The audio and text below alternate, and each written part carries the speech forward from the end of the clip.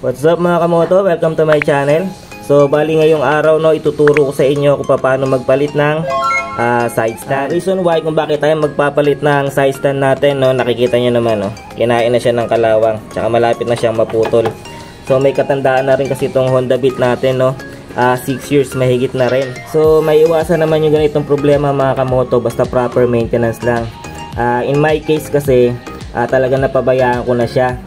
Bukod doon, madalas ko na ilulusong sa baha, gawa nga ng madalas na baha dito sa lugar namin. Pero kagandaan naman dyan, pwede natin siyang palitan.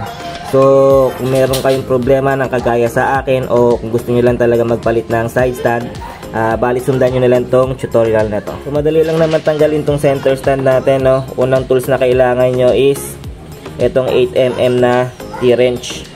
So huwag kayong gagamit ng open wrench na 8mm kasi possible na itong tornilyo nyo ma-loose thread. Pwede rin kayong gumamit ng wire wrench basta merong 8mm tsaka medyo mahaba-haba kasi kailangan nyo ng leverage para mag-loosen yung tornilyo. So tanggalin na natin. So bali angat nyo muna to. Yan. Yan, tapos baba nyo. Tanggalin nyo na itong tornilyo. So ito mga kamoto, ito yung sensor na kapag yung center stand nyo nakababa, hindi magte-turn on yung engine nyo. Ganun din pagka yung engine nyo nakabukas, automatic magte-turn off yung engine nyo pagka itong center stand binaba nyo. So yun yung features na yun ng Honda Beat. So tabi nyo muna to kasi may kakailanganin pa tayong tanggalin ng mga tornilyo. Yan. So bali next tools na kailangan natin is itong 14mm na close wrench. Bali itong tornilyo na to yung tatanggalin natin. So angat muna natin. Yan.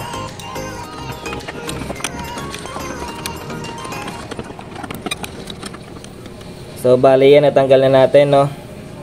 Yan. So bali ito yung ipapalit natin. Yan. Alloy siya mga kamoto. So online ko lang to nabili. Lalagay ko na lang sa description kung saang shop no. So yan, kompleto siya. Meron siyang bolts tsaka spring.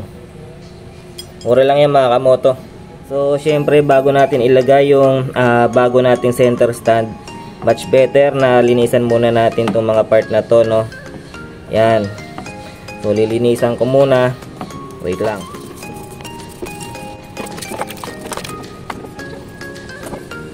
So yan, nalinis na natin. So itong gagawin ko mga kamoto, optional lang to. Kung meron kayong spray paint dyan na color black, much better na lagyan natin siya. So bali yan no, patuyuin na lang muna natin.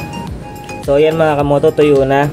So bali nga pala itong tornilyo na to nakasama sa package, yan hindi natin yan magagamit. Bakit? Kasi itong tornilyo na stock natin, meron siyang butas sa gitna. Para saan ba yan? Yan yung kakapitan ng sensor natin. Ito mga kamoto, yan itong tornilyo na to, suot natin dyan, dyan siya nakakapit.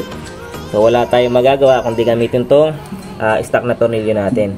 So ikakabit ko muna, balikan ko kayo. So bago nyo muna pala ikabit, kung meron kayong DSW40 dan, mas better lagyan nyo na rin no.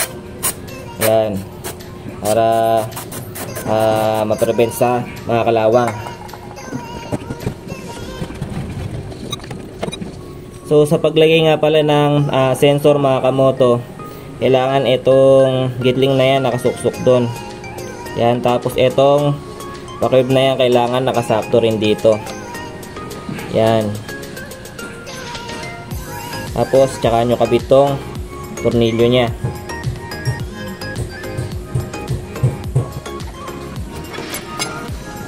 Yan, pagka naikpitan nyo na, check nyo kung itong color black na yan sasabay.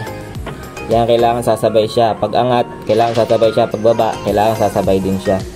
Yan, so kakabit na natin yung spring nya. So bali yan mga kamoto, nakabit na natin. Yan, test nyo siya kung nagpe-play siya. Yan o. So smooth naman yung pagkakakabit natin no. Syempre titest natin yung sensor nya kung gumagana. So tara. Yan, so bali yan mga kamoto, inangat natin yung side stand. So try natin buksan yung engine. So dapat to magbubukas kasi nga nakaangat yung side stand. So ayan, kita nyo naman nagbukas. So syempre, try nating ibaba yung side stand. Pagka binaba natin yung side stand, dapat automatic mamamatay yung engine. So yon. So bali yun no mga kamoto, nakita nyo naman wala tayong naging problema sa pagpalit ng side stand. So bali itong side stand na to mga kamoto, universal yan. So kahit anong motor, uubra siya. So check nyo lang sa description o click nyo lang yung link sa description kung saan ko to nabili. So yun mga kamoto, hanggang dito na lang tong video na to no. Kung may natutunan man kayo, nagustuhan nyo tong video na to, pakihit na lang ng like, share, and subscribe button. Damay na rin yung notification button para lagi kayong updated sa mga bago kong upload. So yun lang, salamat, bye bye.